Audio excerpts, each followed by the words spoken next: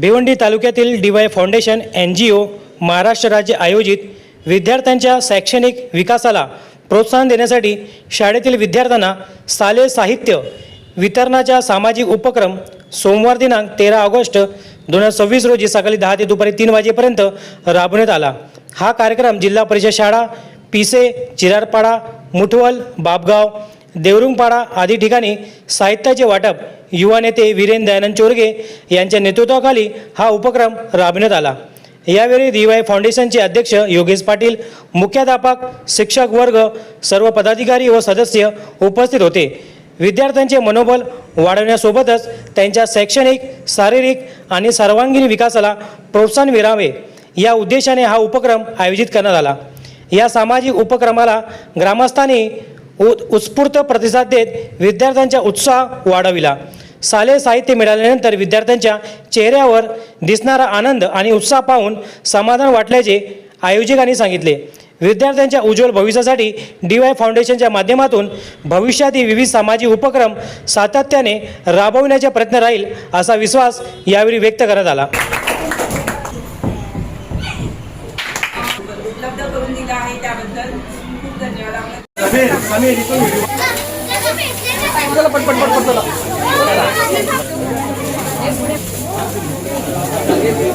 पहिली ते चौथी सगळे आले ना।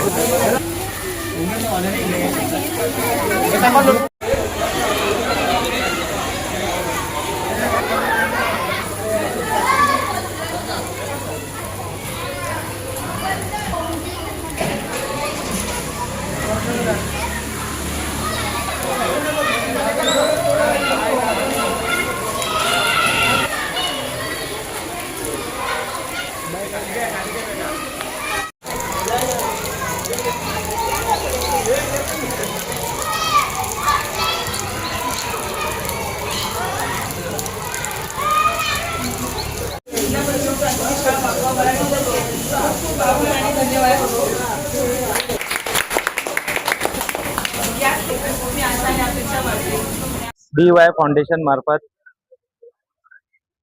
आमचे मुलांसाठी जे आवश्यक वस्तू होती ते उपलब्ध करून दिल्याबद्दल आम्ही खूप खूप धन्यवाद मानतो। धन्यवाद, थँक्यू। आणि DY फाउंडेशनचे जे वीरेंद्र दादा चोरगे साहेब आहेत त्यांचा खूप खूप धन्यवाद मानतो, खूप खूप आभार व्यक्त करतो आणि सगळ्यांचा आभार मानतो। धन्यवाद, थँक्यू। मोबाईलचा तरी सुद्धा आम्ही त्याच्या कमी वापर करण्याचा विद्यार्थ्यांना कायमच देत असतो। तेव्हा असं विद्यार्थ्यांना ऑनलाईन अभ्यास देऊ नये किंवा ग्रुपवर कुठल्याही प्रकारचं कार्य देण्यात येऊ नये, जेणेकरून मुलं मोबाईल पासून मुलं खोटं कारण सांगून पण कधी कधी कनेक्ट आलं असेल का काय असते सूचना तर आम्ही बघतो काय अभ्यास दिला आहे का, तर त्यामुळे आम्हाला सुद्धा अशी सूचना भविष्यात मिळण्याची शक्यता आहे की जे काय आहे हे फक्त नाही त्यामुळे ऑनलाईन सेशन आपलं सुरू झालं।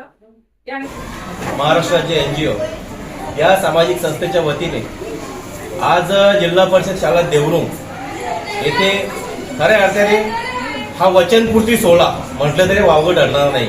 आम्ही मागील महिन्यामध्ये या शाळेमध्ये आम्ही आलो असताना एक पाहणी दौरा केला। त्यावेळेस शिक्षकांच्या आणि शालेय व्यवस्थापन समितीच्या संगनमताने बाबा आपल्या शाळेमध्ये कुठली समस्या आहे अशी विचारणी केली। त्यावेळेस सरांनी आणि शालेय पालक समितीने आम्हाला सांगितलं आमच्या या शाळेला विद्यार्थ्यांसाठी बॅग हव्यात, अनेक इन्स्ट्रुमेंट वाद्य, त्याचा आज खऱ्या अर्थाने वचनपूर्ती सोहळा इथे आयोजित केलेला आहे। निश्चितपणे तुम्हाला येत्या 2 दिवसामध्ये 15 ऑगस्ट आहे। 15 ऑगस्ट सुद्धा फाउंडेशनच्या वतीने मी ॲडव्हान्समध्ये शुभेच्छा देतो, श्रावण महिन्याच्या देखील शुभेच्छा देतो। लहान मुलगा म्हणजे लहान युवा उद्याचं भविष्य, याच्यातीलच कोणीतरी एक डॉक्टर कधी भविष्यात डॉक्टर होईल, कोणी इंजिनियर होईल, कोणीतरी देशाचा एक मोठा नेता होईल। परंतु हे सगळं करत असताना मित्रांनो लक्षात ठेवा, आता सध्याची पिढी ही मोबाईलमध्ये जास्त गुंतलेली आहे। तुम्ही हे सगळं करत असताना मोबाईल थोडं साईडला ठेवायचं, अभ्यास करा, शिक्षकांनी आणि आपल्या आईवडिलांनी दिलेल्या मार्गावर चाला।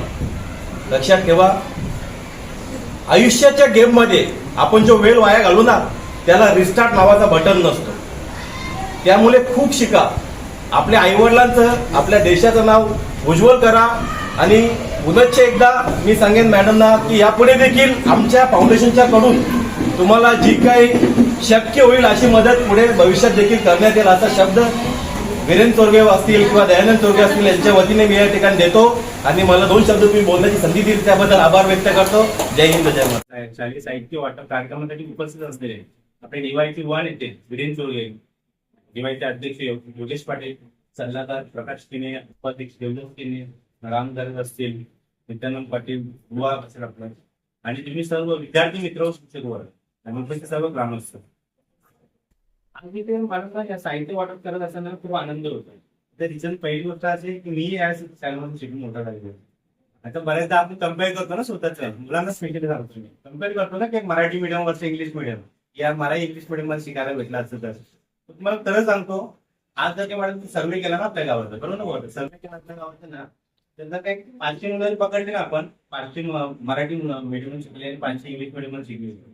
500 म्हणजे 5 मुलं इंग्लिश मिडियम मध्ये भेटणार, अशी किती बनलेली. पण मी सांगतो ना, अशी कितीतरी मराठी मीडियम मध्ये शिकलेली मुलं आहेत की ज्यांनी आयुष्यात काहीतरी केलेलं, म्हणजे कोणी डॉक्टर झालं, कोणी वकील झाले, इंजिनियर झालं, चांगल्या चांगल्या पोस्टवरती चांगले इन्कम कमवते. सांगण्यात तात्पर्य एवढाच की जिल्हा परिषद शाळांमध्ये शिकते ना, इथे वेगळ्या लेवलचा भेटला जातो. तुम्हाला एक स्टोरी सांगतो एका व्यक्तीने. तुम्हाला एपीजे अब्दुल कलाम कोणाकोणाला माहिती आहे? एपीजे अब्दुल कलाम विषयी थोडक्यात सांगतो तुम्हाला. एपीजे अब्दुल कलाम ना भारताचे राष्ट्रपती होते, आता नाही ते भारताचे राष्ट्रपती होते. त्यांची परिस्थिती एवढी वाईट होती ना, घरची परिस्थिती एकदम दयनीय. म्हणजे त्यांना मॉर्निंगला ना पेपर टाकावं लागायचे रेल्वेमध्ये, आणि मग ते नंतर स्कूलमध्ये जायचे. म्हणजे एवढी कठीण परिस्थिती असतानाही त्यांची सर्वात मोठी होती ती काय होती, जिद्द होती की मला काहीतरी करायचंय, मला देशाचं नाव, देशासाठी काहीतरी करायचं.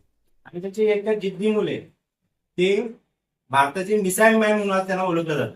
काय मिसाईल मॅन, की त्यांनी राष्ट्रपती बनलेच पण जगामध्ये त्यांनी भारताचं नाव रोशन केलं. पण सांगण्यात तात्पर्य एवढंच की शिक्षण हे खूप महत्वाचं आहे. आज जर मी IAS IPS ऑफिसर बघितला तर त्या व्यक्तीला मान नसतो, त्या खुर्चीला मान असते. आणि IAS IPS ऑफिसर फक्त काय शिक्षण म्हणजे श्रीमंत लोक होतात का? नाही, गरीब घराण्यातली लोक होतात ती IAS IPS ऑफिसर साठी शिक्षण. इतर MPSC UPSC कोणत्या मोठ्या मोठ्या एक्झाम साठी काय बोलतात ना, गरिबी किंवा श्रीमंत असं हे नसतो, कम्पेअर नसतो. तिथे फक्त असं महत्वाचं ते तुमचं अभ्यास, तुमचं शिक्षण, तुमची जिद्द. तर शिक्षणामध्ये एवढी पॉवर आहे ना की तुम्हाला कोणत्या एकदम वेगळ्या लेवलला नेऊन ठेवू शकतं. तर तुम्ही मला सर्वांना पुन्हा एकदा सांगेन की खूप अभ्यास करा, मस्ती पण करा, खूप जास्त मस्ती करा, त्याचबरोबर करा तुम्ही अभ्यास देखील करणार ना सर्वजण. फक्त पूर्ण करायचे, तुमच्या आई वडिलांना नाव रोशन करायचे ना, त्याचं नाव रोशन झालं पाहिजे. ठीक आहे, तर तुम्हाला पुन्हा एकदा तुमचे जे स्वप्न आहे ते पूर्ण करण्यासाठी आमच्याकडे खूप खूप शुभेच्छा. आणि डीवाय फाउंडेशनच्या माध्यमातून मॅडम एक छोटीशीच मदत आहे, मदत नाही, याच्यानंतरही कधी आपल्याला शाळेला काही गरज असेल तर बिनधास्त तुम्ही आमचे युवा नेते आहेत, अध्यक्ष आहेत, मी आहे, शिक्षण करायचा आमचा जेवढं होईल आमच्याकडे 100% प्रयत्न करू.